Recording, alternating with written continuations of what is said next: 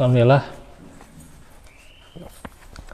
Assalatu wassalamu ala rasulillah wa ala alihi wa sahbihi wa mawalah wa la hawla wa la quwwata illa billah. Alhamdulillah, ikhwatu fillah, di malam ini kembali kita di majelis ilmu kembali untuk melanjutkan pelajaran akidah kita di dalam pokok-pokok keimanan atau usulul iman yang kita sudah membahas tentang tingkatan keimanan. Ada sebuah hadis dari Abu Hurairah, an Abi Hurairah radhiyallahu anhu, qala Rasulullah sallallahu alaihi wasallam, inna Allah ta'ala qala man ada li waliyan faqad adantuhu bil harbi wa ma taqarraba ilayya abdi bisai'in ahabba ilayya mimma aftaradtuhu alaihi wa la yazalu abdi yataqarrabu ilayya bin nawafil hatta uhibbahu faida ahbabtuhu kuntu sam'ahu alladhi yasma'u bihi wa basarahu alladhi yubsiru bihi wa yadahu allati yabtishu biha wa rijlahu allati yamsi biha walain sa'alni la'utiyannahu wala inista'a dani la'u'adzibannahu atau lau'i dan nahu ya. Dari Abu Hurairah katanya telah sabda Rasulullah bahwa Allah telah berfirman, ini hadis qudsi berarti ya, barang siapa yang memusuhi waliku maka aku telah menyatakan perang terhadapnya, dan tidaklah seorang hambaku mendekatkan dirinya kepadaku dengan sesuatu yang lebih aku sukai dari melakukan ibadah fardu yang aku perintahkan atasnya. Seorang hambaku akan senantiasa beramal untuk mendekatkan dirinya kepadaku dengan amalan sunnah sehingga aku mencintainya. Jika aku mencintainya, jadilah aku sebagai pendengarannya yang ia gunakan untuk mendengar, sebagai penglihatan yang ia gunakan untuk melihat, sebagai tangan yang ia gunakan untuk berjuang, dan sebagai kaki yang ia gunakan untuk berjalan. Jika ia meminta kepadaku, pasti aku memberinya, dan jika ia meminta perlindungan kepadaku, pasti aku akan beri perlindungan padanya. Ini hadis yang memotivasi, hadis yang merupakan tanbihan, tambahan ya, peringatan juga akan bagaimana pentingnya melakukan ibadah sunnah ya. Ya, walaupun sudah dijelaskan bahwa kedudukan manusia itu kan ada yang zalim atau yang diamalkan oleh orang Islam ya, itu yang diamalkan oleh orang Islam itu ada 3 ya, ada zalim li nafsih, ada muqtasid, ada sabiqun bil khairat ya. Ada yang menzalimi dirinya sendiri, ada yang pertengahan, ada juga yang berlomba dalam kebaikan-kebaikan dengan izin Allah. Terlepas dari situ ya, tentunya kita berusaha sekuat mungkin ya, yang minimal muqtasid ya, atau paling tingginya ya sabiqun bil khairat ya. Ya amalan sunnah ya kerjakan gitu ya gitu. sebisa mungkin gitu ya. Jangan sampai kalah gitu ya gitu. Dan juga amalan makruh bahkan mubah pun banyak ditinggalkan gitu ya. Ya bagi yang memang tentunya mempunyai arah ke sana juga itu luar biasa ya. Mungkin kalau saudara-saudara kita yang di pesantren, yang di rumah Quran mungkin lebih gampang kayaknya gitu. Kalau kita mungkin yang di kota-kota kayak gini agak berat gitu ya gitu. Nah, yang sudah level pas tapi kalau yang sudah keduniaan, yang sudah tidak begitu ini pasti dalam pandangan dunia tidak terlalu sudah harus. Iya. Tapi tetap ya yang namanya juga berkeluarga kan. Rasulullah juga berkeluarga, Rasulullah juga mencari nafkah gitu kan. Gitu. Artinya tidak terlepas gitu ya dari situ. Gitu. Hanya saja bagaimana prioritas atau porsi ya. Porsi akhiratnya lebih diutamakan gitu maksudnya. Dan tidak semestinya banyak meninggalkan yang mubah gitu ya gitu. Jadi sedikit cenderung ke akhiratnya itu lebih diinikan ya. Iya, lebih diutamakan. Diprioritaskan akhiratnya gitu. Iya. Ya kita sekedar keduniaan mungkin ya bisa disebutnya di nomor 2 kan atau nomor 1 akhirat itu. Ya nomor 1 akhirat. Nah, itu ya. Dunia mah nomor sekian sebenarnya mah. Nomor 1 akhirat, ya nomor 2 mungkin niatnya gitu. Ya, gitu. Ke akhirat atau dunia ya nomor sekian gitu ya gitu. Tapi saya rasa kira-kira dalam sejumlah orang yang bisa dipandang ke akhiratannya yang diutamakan, yang diinikan fokuskan itu masih sangat jauh banget. Iya. Orang sekarang itu masih sangat jauh. Iya. Termasuk saya memandang untuk pribadi diri saya saja belum pengangguran seperti ini ya masih untuk keakhiratan belum bisa maksimal gitu. Yang seharusnya mungkin pandangan Allah itu banyak harus pendekatannya ke Allah yang lebih diperbanyak karena kesempatan hakikatnya itu kesempatan banyak gitu. Tapi nyatanya kalau maksimalnya ke sana belum bisa gitu.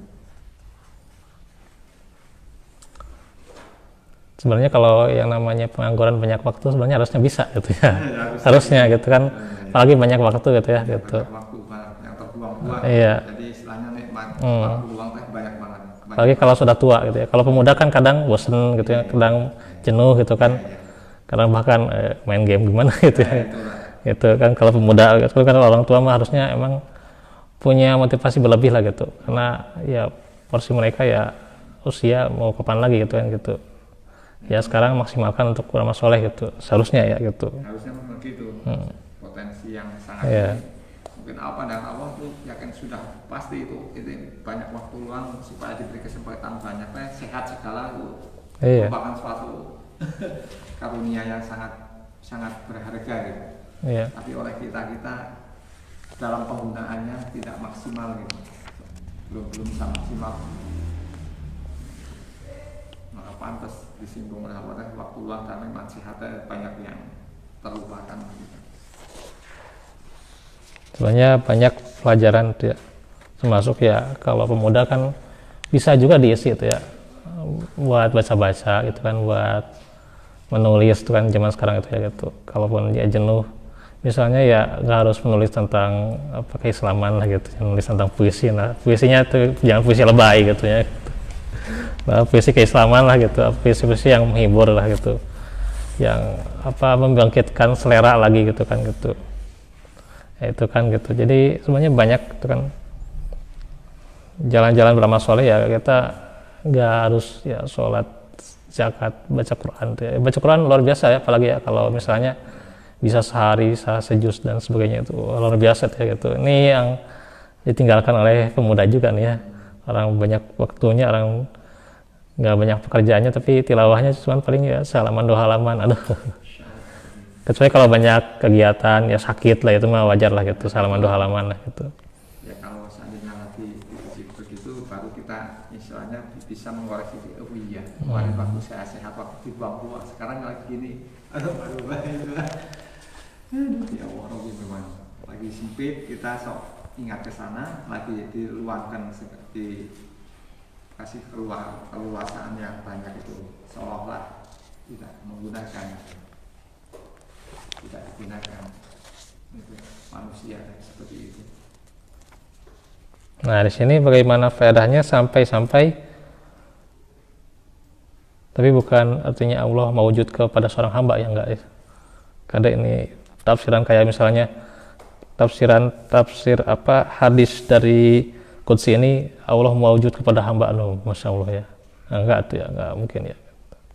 Enggak mungkin Allah mewujud kepada hamba ya gitu. Enggak gitu. Ya. Justru maksudnya ini adalah majaz ya gitu. Itu permisalan ya, seolah-olah lah gitu. Seolah-olah ketika dia saking rajinnya beramal soleh untuk menggapai cinta Allah gitu ya gitu. Kan menggapai cinta manusia ya. Gitu, cinta manusia ada beda-beda gitu ya. Besok cinta kayak lusa benci deui gitu ya gitu. Beda-beda lah gitu. Sesuai prerogatif masing-masing lah itu gitu. Gitu ya. Tapi bagaimana kalau cinta Allah itu luar biasa ya gitu. Pendengarannya ya, jadi pendengaran yang dia gunakan itu seolah-olah Allah juga demikian tuh ya gitu. Jadilah aku sebagai pendengarannya, sebagai penglihatannya, sebagai tangannya. Ini kan sebenarnya majaz ya, bukan artinya mewujud ke hamba, enggak ya gitu. Karena kan banyak ya sufi yang mungkin tafsirannya ini jadi mewujud ke hamba gitu ya gitu. Saking solehnya gitu ya gitu, luar biasa. Jadi Padahal itu luar biasa, keliru malah. Terlalu ya, melebih-lebihkan lah gitu, melebih-lebihkan banget ya pandangan sufi teh banyak yang kesana. Jadi banyak istilahnya yang penyimpangan yang sifatnya dalam ini ya, terlalu ini. Jadi kalau simpelnya mah permisalan di sini bukan berarti Allah mewujud kepada seorang hamba, tapi maksudnya dimudahkan gitu ya. Sangat mudah seorang hamba untuk beramal soleh gitu ya gitu. Sangat mudah ya gitu untuk beramal soleh ya. Orang hakinya dia letakkan pada hal-hal yang bermanfaat ya, berjalan ke masjid, berjalan untuk mencari nafkah ya. Ya bisa juga lewat kendaraannya, dan juga tangannya ya gunakan untuk membantu orang ya, memberi. Dia gunakan juga tangannya untuk mengambilkan Quran untuk orang lain ya, membaca Quran tuh ya gitu. Matanya dipakai untuk tilawah Quran tuh ya gitu. Dipakai untuk melihat yang positif tuh ya, bagus-bagus tuh ya gitu. Terus pendengarannya juga mendengarkan yang baik-baik ya, tidak mendengarkan gibah ya. Dia senang mendengarkan Quran ya, mendengarkan kebaikan lah gitu. Ya sepertinya di sini ada yang seperti ini rasanya akan merangkul kepada orang lain, ngajak sini ya, seperti ngajak-ngajak supaya ada teman, supaya orang lain dapat tambahan ini ya, tapi rasanya dipandang kok iya susah orang diajak kayak karena ya ini maunya kita dulu lah gitu. Nah itulah ngajak nambah, kalau bisa kan kewajiban kita mengajak-ngajak dalam kebaikannya seperti itu. Cuman kan mungkin kita metode ngajaknya itu kan harus beda juga itu ya gitu. Ya sebagai jamaah kita ya paling harus mencontoh lah gitu, ya. Jadi jangan hanya kita mengajak orang lain tapi tidak mencontoh gitu ya gitu. Tapi harus ada metode contoh gitu ya, itu yang dilakukan oleh Rasul dan para sahabat ya gitu. Sehingga orang itu tertarik gitu ya gitu. Tuh. Nah, emang beda ya kalau pandangannya masjid Ahlussunnah gitu ya, masjid yang ya, memang di sana ditegakkan Quran Sunnah, tegakkan syariat lah gitu ya gitu. Ya, itu beda lah gitu. Gitu ya. Ya kalau dikatakan oleh para sipin itu kalau melihat Quran Sunnah itu seperti melihat mobil butut gitu ya, padahal bukan melihat mobilnya gitu ya. Kualitasnya gitu ya kan itu. Kan orang lain memandangnya seperti melihat mobil butut gitu ya gitu. Nah, itulah gitu. Ya zaman sekarang dengan teknologi kadang ya prasangkaan itu lebih banyak gitu ya gitu. Ya kadang ya yang tadinya awam bisa jadi berilmu gitu ya gitu karena teknologi gitu ya gitu. Karena tolak pandangan dalam segi agama itu kalau dikembalikan ke asalnya yang benar-benar itu ajaran Allah dan Rasulnya itu banyak yang memandang aneh, pasti banyak yang memandang aneh.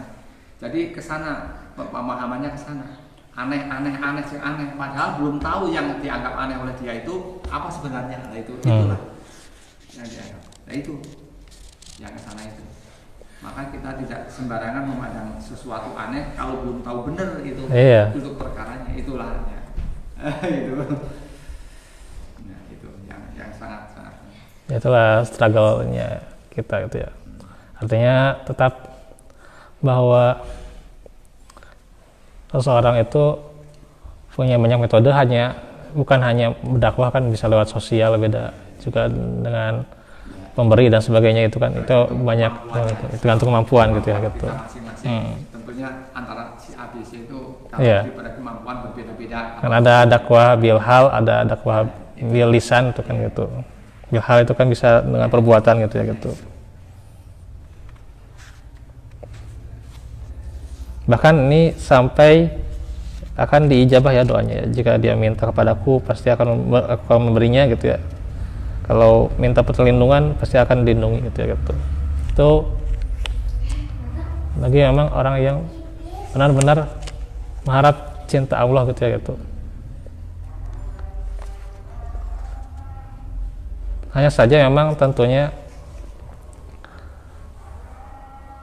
janganlah menganggap ketika doa itu belum, ya katakanlah kita misalnya doa kita itu belum sampai mandek lah gitu ya, belum tokcer dan sebagainya, kemudian menganggap Allah itu kurang cinta gitu ya gitu. Tapi disitulah Allah menguji kita dengan kecintaannya bahwa doa itu memang nanti diijabahnya gitu ya gitu ya, seperti istikharah gitulah gitu ya. Yang apa kita minta itu Allah mengijabahnya dalam bentuk yang lain atau bisa juga dengan bentuk yang lain, dengan yang terbaik atau yang lebih baik, Allah alam tuh. Karena masalah rezeki kebanyakan itu diartikan uang, bentuk ya bukan hanya rezeki ya, pekerjaan dan sebagainya kan kadang ya ketika istikharah belum sampailah gitu mandek gitu ya misalnya, ya itu bisa jadi nanti saja gitu ya gitu.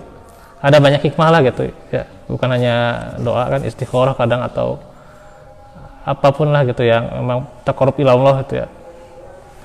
Ya artinya disitulah ujian bagi seorang mukmin ya gitu, untuk meningkatkan keimanannya ya.